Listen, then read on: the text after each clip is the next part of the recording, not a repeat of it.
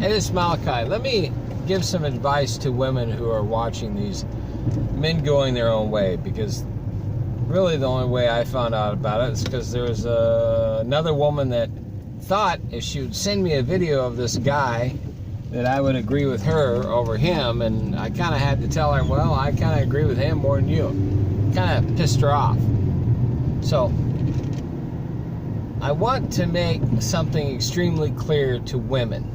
All right, that good men, I'm talking good men, I'm not talking these freaking moronic, stupid idiots that are out there. And there are a lot of them, because women have reproduced with these things and they've barfed out more crappy kids, and it kind of gets stupider and stupider as time goes on.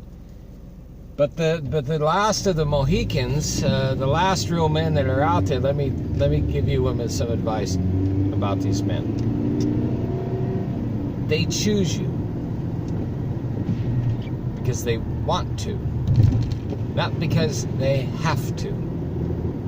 And the sooner that you learn that aspect, we choose because we want, not because we have to.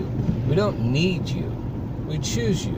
It's a big difference. And the sooner that you understand that difference, the sooner your life will be better, not only for yourself, but for the man you're with, because you'll have this happy, cohesive union that was meant to be. Not always perfect, but it will be cohesive and it will work together, right? Even a good engine, you have to do an oil change every once in a while. And that doesn't mean get rid of a man and get a new one. That means just, re-grease it up, make sure that everything is going good. But let me tell you, women, good men choose. It is a choice. It is not a have to, a must to, a want to, anything. We choose you. I guess because we want to, but not because we have to. You understand what I'm trying to tell you? So the sooner you understand that aspect of life, the better your life will be. And the sooner that you understand that concept, if you're a woman out looking for a man, you will then recognize these men and not choose these freaking low-life losers of society and breed with them and create even more life losers of society. Like this guy here that almost T-boned this idiot, right? Because they don't know how to drive, these men. And these men are the ones that you try to reference all men out to be, We're not all like that. And that's why some of us decent ones will tell you, we don't need you. I don't need you. I don't need this chaos and torment in my life, And that's why you get to where you're at, women. You get to where you are. And this is why men don't need you. That's why we go our own way. Because we choose not to make that choice again. Because that's unfortunately what happens. A lot of youth today and the young men of today were not properly educated or taught by their parents, because this has been a generational thing for many years. I'd wish that we'd be able to change it, but it's going to take an act from God, and I think his next act is just to kind of end it all. So, but there's always hope. There's always hope. I have belief. Good men that I know have belief, but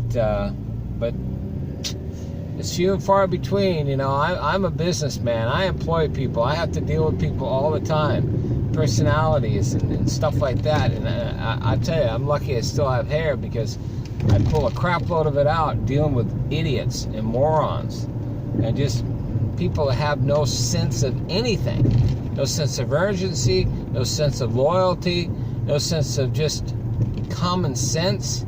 Simple stuff like that is gone, is evaporated, it's non-existent anymore. And then to top it off, have some woman giving you shit or thinking that you're like the crap that's out there now. It's pushing men, even good men, even further out of the reproductive gene pool. You get what I'm saying? So anyways, I got to pick up my daughter because she's a reproduction of my gene pool, and though I'm not married with her mother anymore, I'm hoping to educate her on not choosing crappy men. Not to say her mother chose a crappy man. That's not the issue. The issue with her mother were some other issues, and that was because of her mother.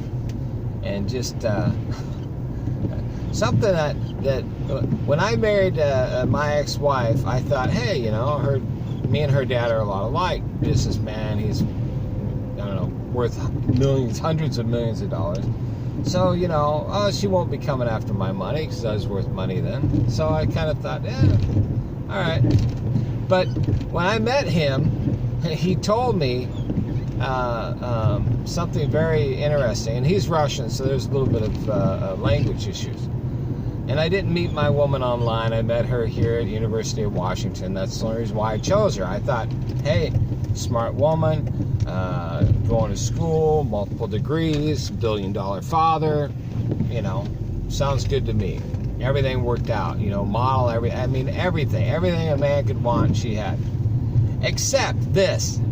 Her dad told me, he goes, there's a reason I divorced her mother, and you will soon find out.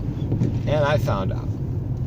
So, and it's kind of funny, and I told my ex-wife this, that her father said this to me, that, you know, your dad told me the reason, that I'll figure out the reason why he divorced her mother. And it was only after he divorced her mother that he became wealthy. So, anyways, I wish I would have met him before, but that wasn't part of the deal. And that was my loss. Everything. Lost everything. Everything! Millions and millions and millions and millions and millions of dollars. Anyways, that's another story. That might be part 2.